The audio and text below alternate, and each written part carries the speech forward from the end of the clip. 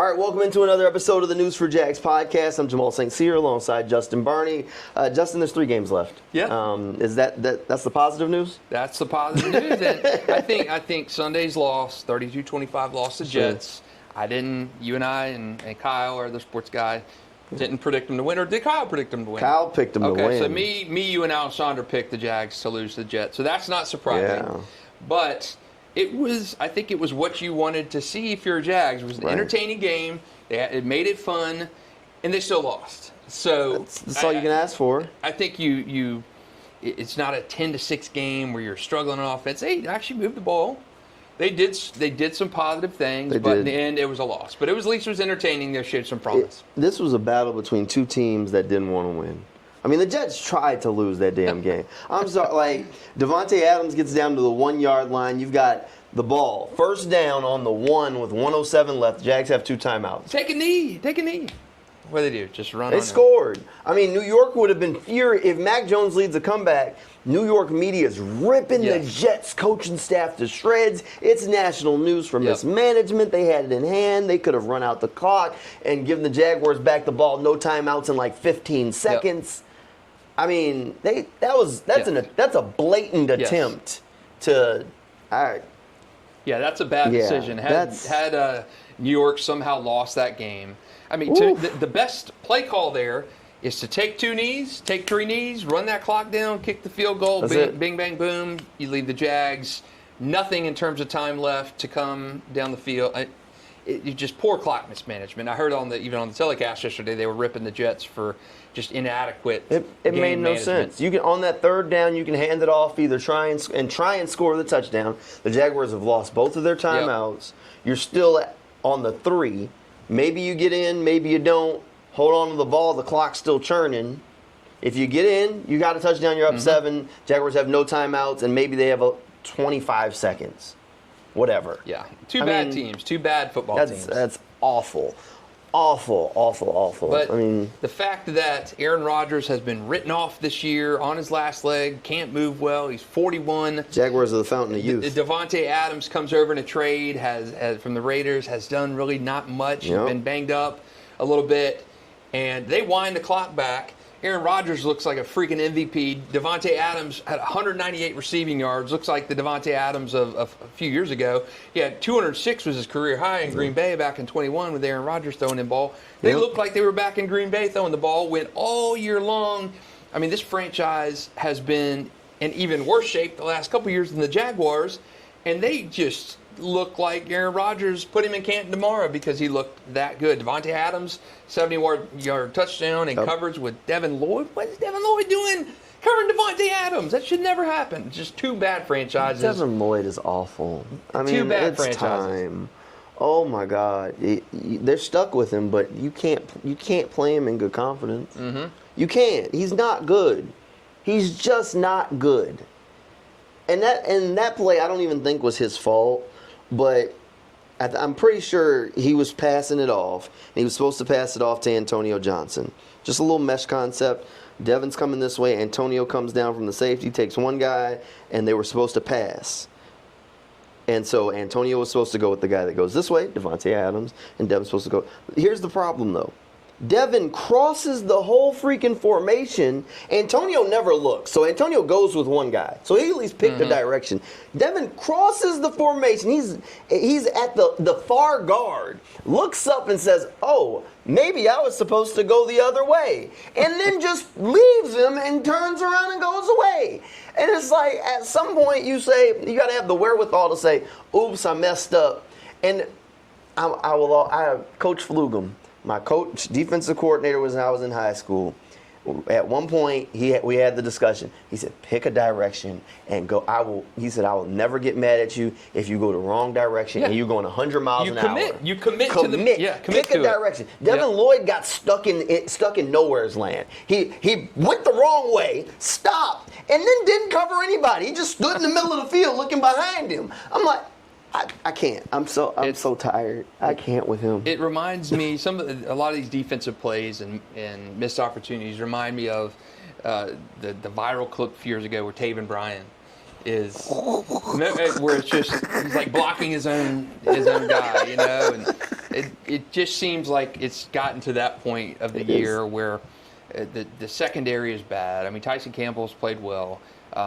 Andre Cisco's had a bad year and a contract year. Yes. I think Darnell Savage has been just a guy. Jarian's had flashes, but there's nothing in that secondary. The safeties are terrible. And it's just been a hodgepodge of things. Ryan Nielsen's defense does not work with this assembly line of Jaguars guys. It has not worked. It's been terrible. Statistically, one of the worst defenses in the league, just about every category. It's not been a good fit for Ryan Nielsen in Jacksonville. Doesn't have the personnel to run what he wants to. They've been banged up in the secondary. I mean, Foyer's been on IR this year. Devin's been kind of inconsistent and erratic. Tyson's been on IR. You don't have a running mate opposite Tyson like you had with Darius Williams. Darby's just kind of been a guy. There's just been so many things. Darby benched. Yeah, and it's just not. You sign Ronald Darby and give him some money, you expect him to be that bridge kind of guy, hand it off to Jarian Jones, and it's been a bad marriage of Ryan Nielsen and the Jaguars. The safety play on this team has been atrocious. I want to throw a question at you. Who do you blame more for Andre Cisco this season? Because Andre Cisco, I mean, he has shown flashes in his career to the point where, I mean, I think we had one of these talks going into the year. The expectation was either re-sign him or that he was going to hit free agency and get an offer too big to return. Now he's had this is the worst season of his career. I mean, short of maybe his rookie year when he didn't play. But, all right, who do you blame for his performance this year? Do you blame more of it? Does Andre get more of the blame? Or is more of it on Nielsen and that coaching staff? I think with Andre, this defense has been terrible. I think that's more of a coaching issue because this is Andre's worst year of his career. I mean, you got a guy that's played before, and then all of a sudden now it's like he never knows where to go. At some point, that's on the guys that put in the scheme. I think it's bad, but I do think it's telling that they've extended Tyson Campbell, they've extended Walker Little, extended Trevor, extended Josh. I mean, they've built their core of guys, and Cisco, quote unquote, is a guy. He falls into that blueprint, a draft and develop guy. If they wanted to hang on to Cisco, they would have already re-signed him, and I don't think that's happening now. I mean, he does have that agent, David. Mulligetta. That was Jalen Ramsey's agent, who does not love the Jaguars as a whole. All right, okay. I see where you went with that. How about this one? You're gonna like this. All right. Who's more likely to be back in Jacksonville next year? Doug Pederson, Trent Baalke, or Andre Cisco? I would say of those three, Trent Baalke. Yeah? Trent Baalke. I think I could see a situation where we talked about this a couple weeks ago before they entered this 5-game stretch.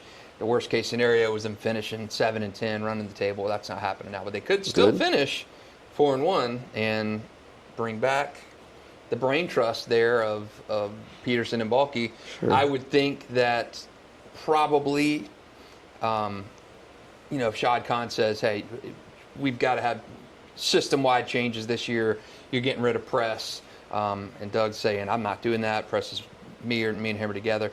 So I could see a situation where Shad Jaguars move on from Doug Pederson. But Trent Baalke, for whatever reason, has been like the cockroach in the nuclear holocaust, where you drop the bomb, wipes out civilization, the cockroach is still going around. And Trent Baalke has been the nuclear holocaust's roach, where he survived. I mean, he survived Urban Meyer. He was around when Doug Marrone was in the building. How does that guy? He's hot and cold. He's done some good stuff, but I think Jacksonville needs a clean sweep. I think all three of those guys should go the way of the unemployment line and find a new employer. But I could see a situation of those three.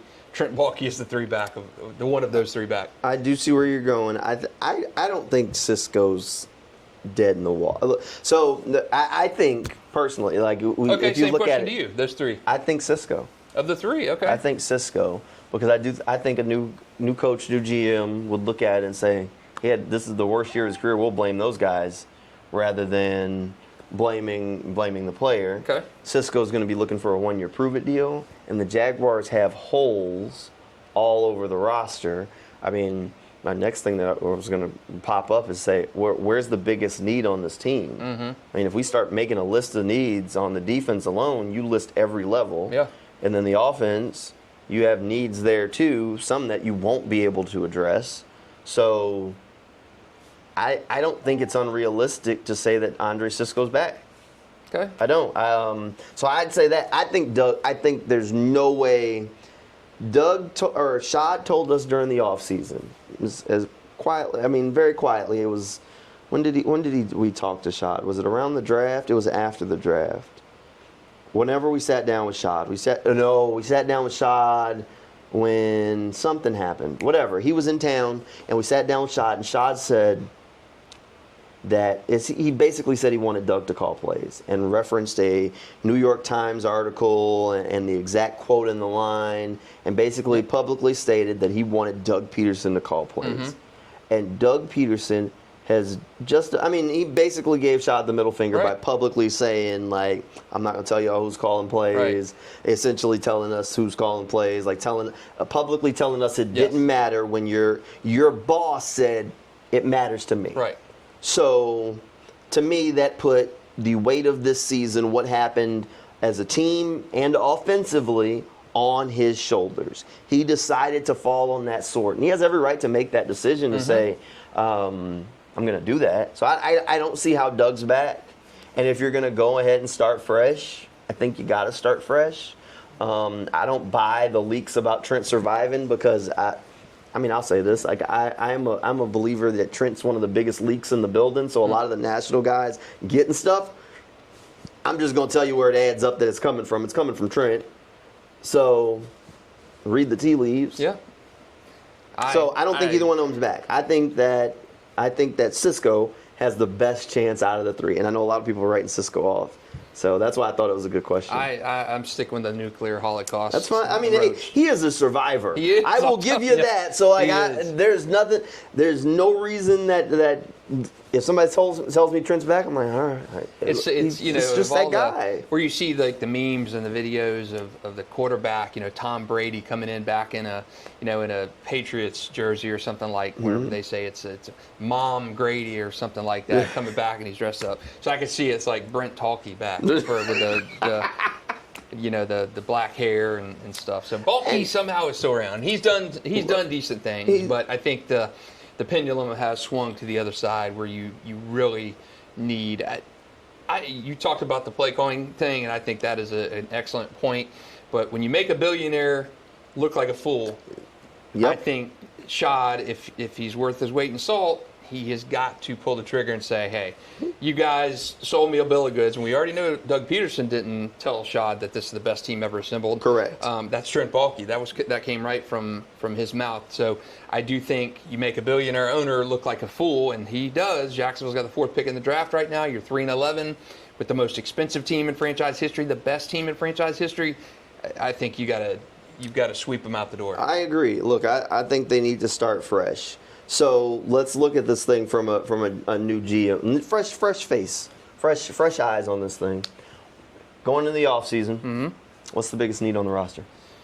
Oh man. Yep, that's where we're going. I mean, you want to rattle off all of them first? We go through. I mean, you need a defensive tackle.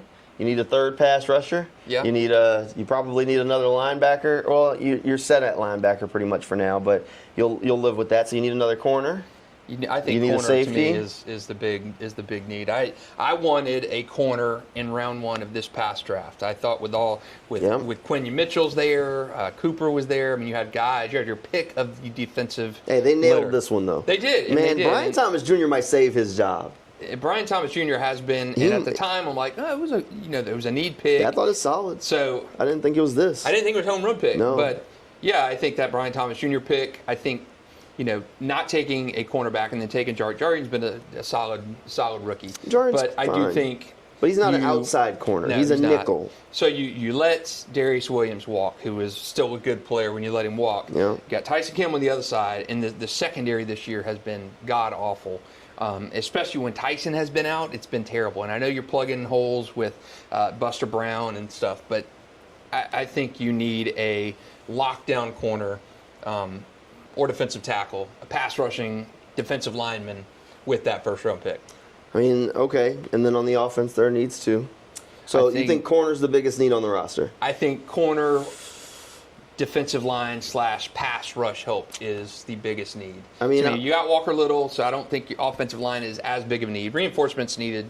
I think you need another receiver because Christian Kirk, to me, is probably a casualty at this point financially, and he's been on injured reserve last year. So can you afford to though? That's where I'm kind of at this point. What's your biggest need? I mean, I agree with you. I think corner's the biggest need on the roster. I mean, their coverage skills are atrocious. Terrible. I mean, I think the advanced analytics say they give up some of the league worst to number 1 and number 2 receivers. I mean, it's awful. Yes, it's awful. And they'll say some of it was a leverage play, some of it's assignment football. I think Buster is good in run defense, but he suffers as a coverage corner.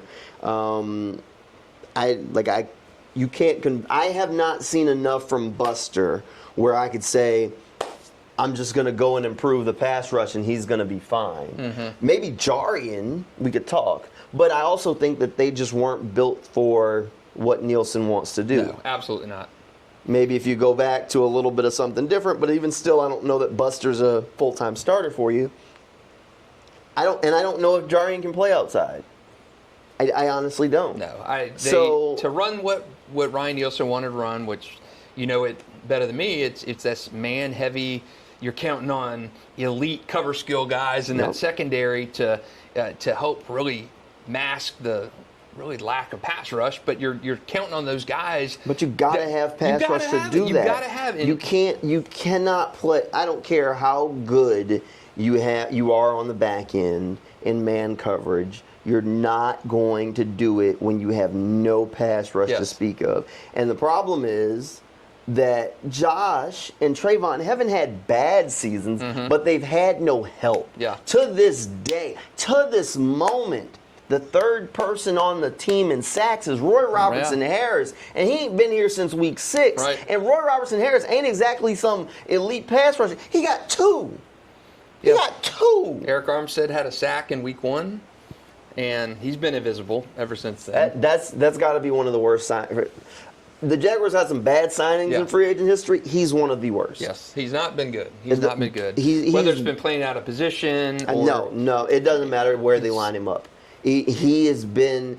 I don't know if he's not healthy, not motivated. He is one of the worst free agent additions in franchise history. And he's take a number because there have been a lot of them. Bryce Pop, Julius Thomas. I mean, he's up there. Hugh Douglas. I mean, there have been some guys. The expectations were there. You just signed a guy who got a sack in the Super Bowl with a torn meniscus. Mm-hmm. Got the surgery done. There was a reason why San Francisco was okay with moving on.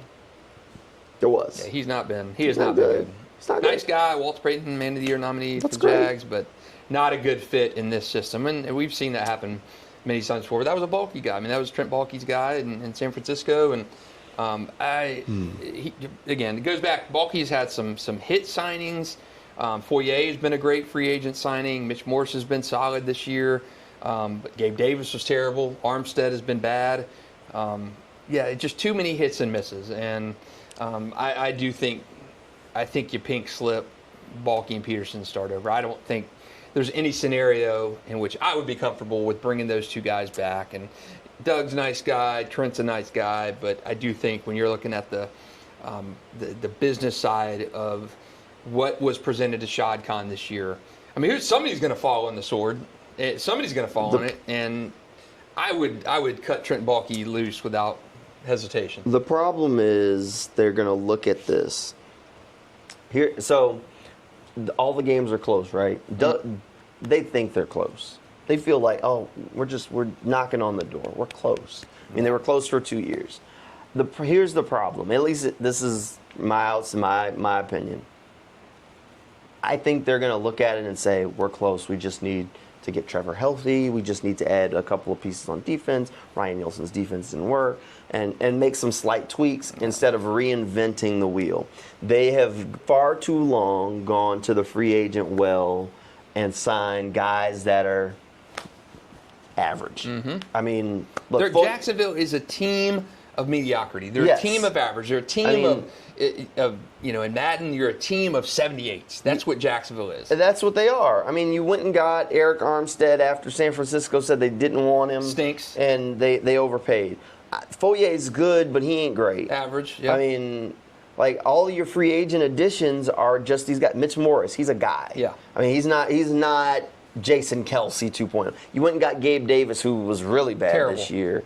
But even going in, if you got what he was in Buffalo, he's not exactly elite. Yeah. He was a guy who you hoped could help open up other guys. Evan Ingram's been good, but he's not a game changer elite. Christian Kirk is a guy. I mean, he has one 1,000-yard season. He's going to have the same amount of 1,000-yard seasons in his career as Brian Thomas will have at the end of year one. Yes. So they went and got a bunch of guys. Yeah, guys. They're just guys. And they've made them very well paid guys because they had to spend this free agent. And the Brandon Sheriff they got was just a guy. Yep. So they've spent so much of their resources on bringing in guys that they felt like they had to get at the time to fill holes to get better than what they were. But in reality, those players were just guys. Yes, exactly. And they haven't drafted well enough to where they're bringing in these elite players that help to raise the ceiling of your team. So while, no, they're not as bad as they were like when Dave Caldwell was here, where they had just bad players. Where a lot of the guys, like, you'd hear, you got cut from the Jaguars, the Jags don't want you, you were out of the league. They're not high school football. Yeah. Yeah. They're not that bad anymore. But they haven't raised the ceiling because the draft picks have missed. Like, Trayvon Walker is good. He ain't elite. No. I mean, he could get there. I mean, he's still taking, like, consistent steps toward maybe in, like, 2 or 3 years, maybe he is a game changer. But you look at him, and he's just, when you take a guy number 1 overall, you want elite blue blood soon. He's all as pro a rookie kind of guy. on the rookie contract that's almost up. And he's not in. He's had the incline. You've seen Trayvon. He broke out last year. He's had a solid year this year. But Jacksonville has been, historically, has been just a team of kind of shrugs to me. They've been a team of just kind of that. They've never had in the 90s. You know, when they had that run, they were building up 96 to 99. They were good. They were elite. They had guys. Jimmy, Keenan, Mark, Tony, Leon Sears. They had guys. But since then, they have been the definition of terrible, or at the peak, they've been above average, and that is about it. And that's the thing, is they haven't, like, you missed on Devin Lloyd. I don't care what you missed on him. Like, Anton, I think, is fine, but he's not elite at this point. And that's okay. Like, you can hit it at year 3, year 4, and really get your stride. But, I mean, Travis Etienne, we thought was kind of moving into that elite range. He's not. All right, blue chip players on the roster. How many you got? Who you got? Oof. Brian Thomas Jr. Which is bad that the first name out of your mouth is a rookie, but okay, agree. Brian Thomas Jr. You got one. Blue chip, that means unquestioned, they're really good, elite, no matter who the coaching staff is, the general manager, they're going to walk in and be like, that guy's part of our core. BTJ. All right, I'm going to say BTJ on the offense, because, I mean, I think Trevor's still kind of just a guy. I think Trevor is, when you look at his body of work, he's his own conundrum. We'll leave him out. Okay, we'll leave Trevor out. I think on offense, the only stud, the horse, I mean, that's probably it. BTJ. I mean, maybe Evan Ingram. Maybe. I'm not going there. And that's a stretch. If I was gonna go for one other offensive player, Tank. That's who I'd go. Yeah, that would be my other one. From what Tank has done this season, when he's given the consistent work, averaging 5 yards a carry. Yeah, when he gets the work. Yeah, he's the guy. I mean, that was it. But he can't catch. Yeah. He can't catch. I mean, he's still averaging 5 a carry, and that's damn good. He's an old school running back. Boy, if you had him in the early 2000s or 90s, you were sitting there saying, here we go. But that ain't this, so he's going to have to work on the hands. Two guys. No offensive linemen. You going to give him some? All right, so we got 2. Yeah. So 2 guys. Defensive guys. Man. I'd go Josh and Trayvon. Yeah. All right. So maybe Tyson. Maybe Tyson. Healthy Tyson. Okay, let's say healthy Tyson. Anybody else? No. All right, so you've got a team of and that's a stretch. I mean, we've stretched on a couple of these. Yeah, I mean, Tyson, to me, again, another guy kind of like a Trevor, where you've got these huge peaks, and extreme low valleys. I mean, Tyson in 4 years has been more of head scratcher than anything, or unfulfilled. You want him on the field. Josh has kind of just been this year. I mean, he's been better in run coverage and not really getting to the quarterback as much. Trayvon is still ascending, but you feel like those guys, their best years are probably ahead of them. All right, so we got to 5 and we had a couple of stretches, but we're going to go for 5. All right, so let's quickly do the Texans. We'll leave C.J. Stroud out since he has had a good first year and a different second year. But so that we even things out, we left Trevor out. So you say Laramie Tunsil? Yep. All right, Nico Collins? Yep. All right, you say Derek Stingley? Yep. All right, you say what about Will Anderson? Yeah, oh yeah. Okay, and then Danielle Hunter? Yeah. All right, we didn't have to go through the whole roster and very quickly got to he's 5. I mean, Mixon is a stud. So we very quickly got to 5 without even having to go in consideration. I mean, there are other players along the roster, but I mean that's just to kind of illustrate where this team is. I mean, you're good players like Doug Pederson's talked about this year. This is a player-led league, and you need guys that can take over games. You need elite guys, and at most, stretching, the Jags got 5. Yeah. So you went out, you remade your locker room, got good locker room guys, no quitters, and great locker room presence, and football skills too. And this is what you got. You got 3-11. And I don't care. The Trevor question is got to be asked. I mean, is it coaching with Trevor? Is it a mental makeup with Trevor? Is it injuries? He's spooked now. What is it with Trevor? I mean, that's a question. He's a $275 million quarterback. You need more from him. And if you don't think Doug Pederson is the coaching staff that can unlock Trevor, you've got to move on. I mean, to be going into year 5, you're the number 1 overall pick, a generational quarterback. However you were hyped coming into the draft, you're this elite playmaker. You're elite playmaker money. Mm-hmm. You're top 5 in the league in quarterback pay.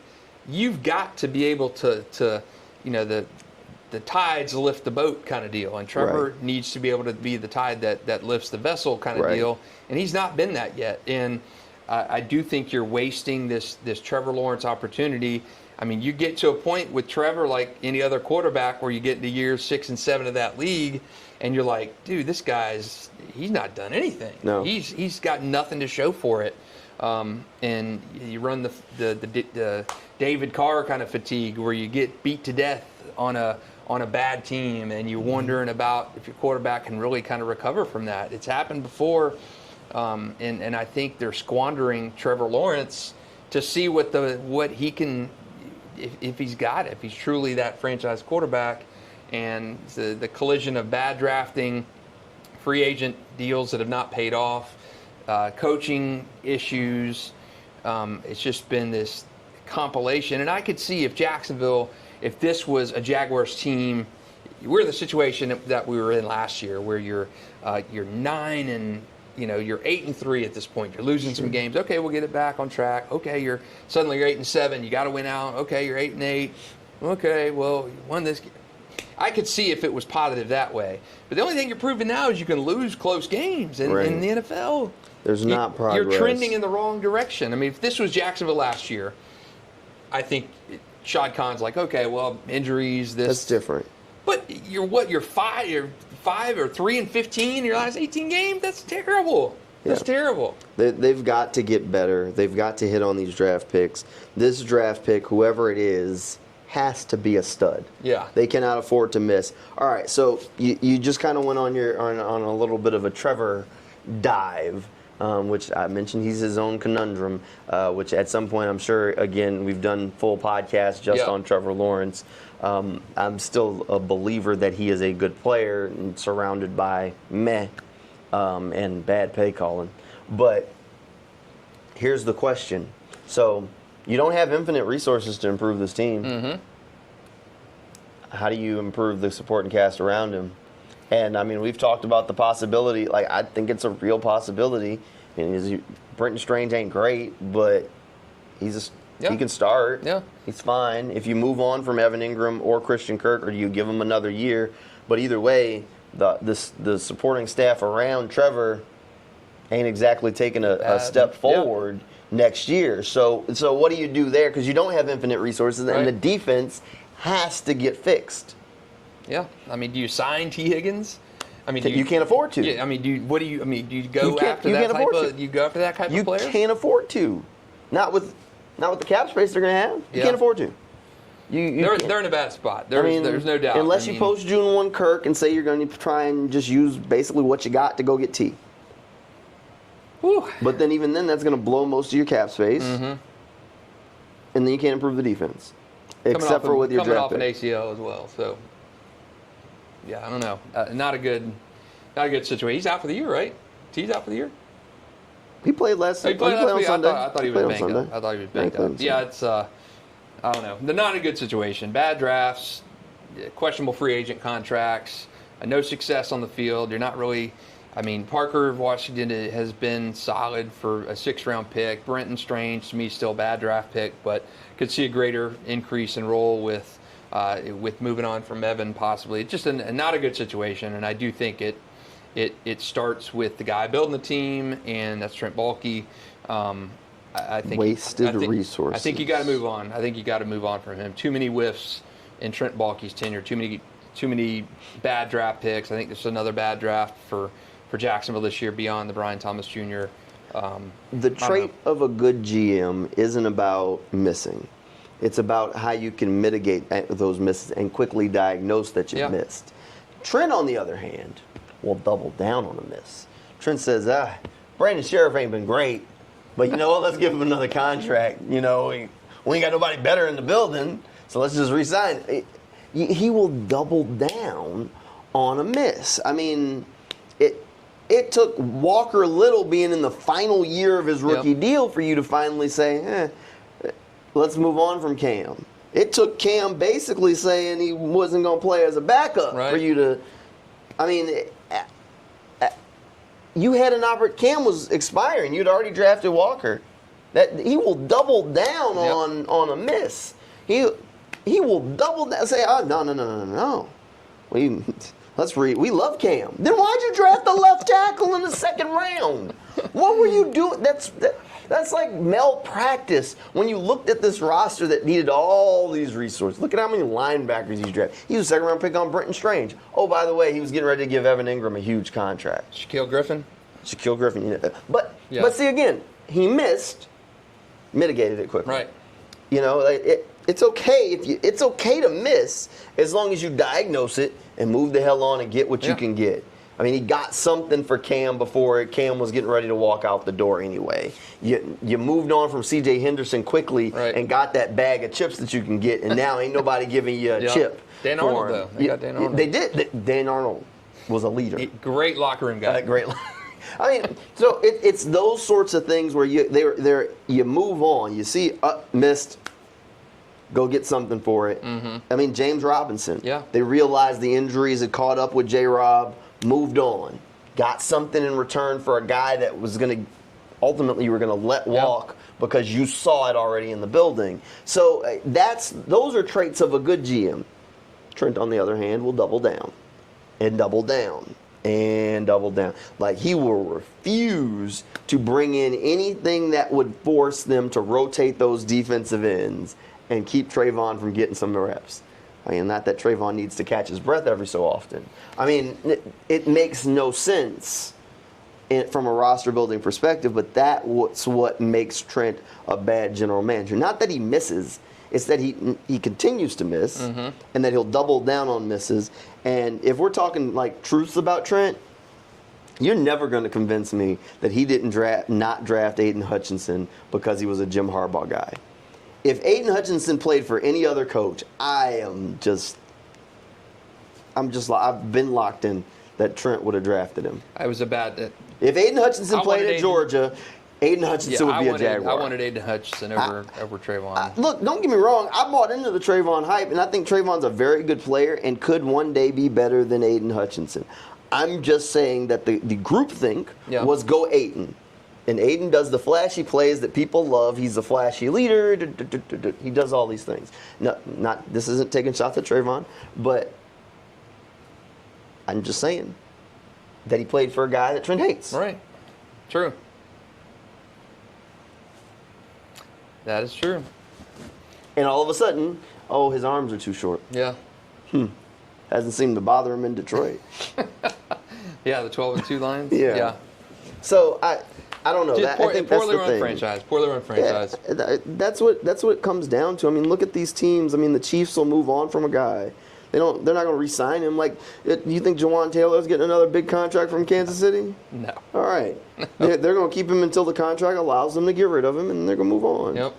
That's what good teams do. You don't double down on it. You don't say, I wasn't wrong. I was just early. Right. Like, no, I already paid. Like, just move on. Figure it out. Let it go.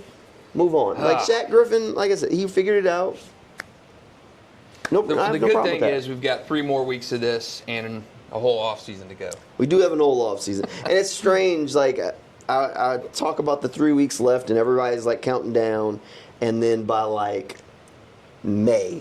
I mean, even before then, by March, we're all going to be like, when's football coming back? I know, yeah. Like, is it back yet? It's the slog to get through this tough time because it's not a fun tough year. Yeah. With this team. You're expecting an impending change or some transitions and coach watch or GM watch or whatever the case may be. If you remember last time, the cycle seemed like forever. It did. The coaching cycle, and they ended up, Doug Pederson was the first guy they interviewed, and they interviewed a ton of guys after him. And I think they got it right for Doug. I think he was a good transitional coach. I wonder. No. Let's walk this back. You think they got it right by hiring Doug? Yeah, I think Doug was what they needed after Urban Meyer. I think Doug was a good transitional coach, Super Bowl coach. He got them to a place they needed.